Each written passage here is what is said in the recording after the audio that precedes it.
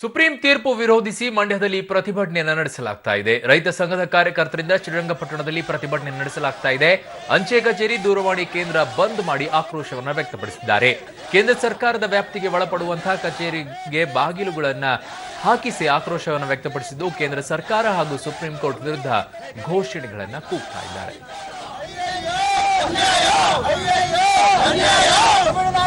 Supreme ಕೋರ್ಟ್ಗೆ supreme court ಅವೈಜ್ಞಾನಿಕ ತೀರ್ಪಿಗೆ ಸುಪ್ರೀಂ ಕೋರ್ಟ್ ಅವೈಜ್ಞಾನಿಕ ತೀರ್ಪಿಗೆ ಮಧ್ಯಪ್ರವೇಶಿಸಿದ ಕೇಂದ್ರ ಸರ್ಕಾರಕ್ಕೆ ನಮ್ಮದು ನಮ್ಮದು ನಮ್ಮದು ನಮ್ಮದು ಬೇಕೇ ಬೇಕು.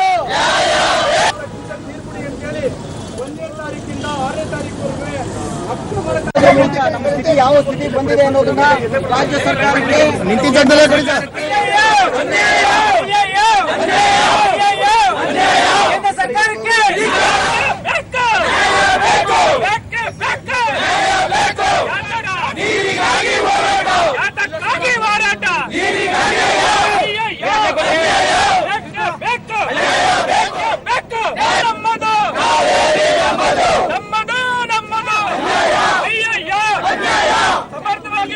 ಸುಪ್ರೀಂ ಕೋರ್ಟ್ಗೆ ಧಿಕ್ಕಾರ.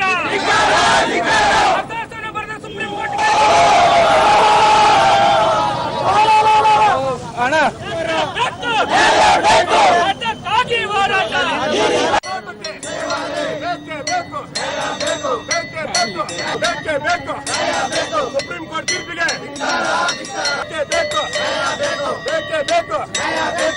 ಹೋರಾಟ.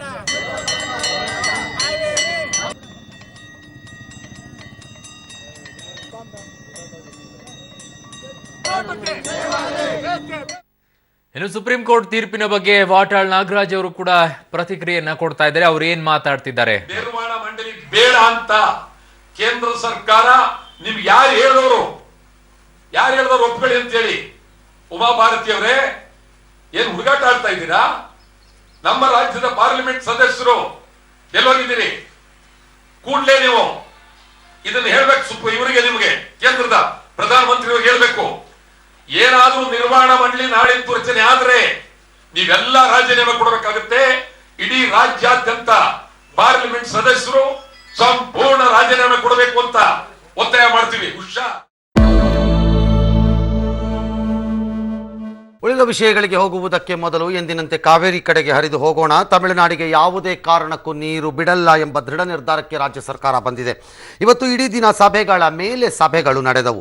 ಬೆಳಗ್ಗೆ ಸರ್ವಪಕ್ಷ ಸಭೆ, ಸಂಜೆ ಮಂತ್ರಿ ಪರಿಷತ್ ಸಭೆ ಹಾಗೂ ಕಾನೂನು ತಜ್ಞರ ಜೊತೆಗಿನ ಎಲ್ಲ ಸಭೆಗಳಲ್ಲೂ ನೀರು ಬಿಡಬಾರದು ಎಂಬ ತೀರ್ಮಾನವೇ ಅಂತಿಮವಾಗ್ತಾ ಹೋಯಿತು. ಗಾಲಿ ಜನಾರ್ದನ ರೆಡ್ಡಿ ನಿವಾಸದಲ್ಲಿ ಈಗ ಸಂಭ್ರಮ ಮರುಕಳಿಸಿದೆ.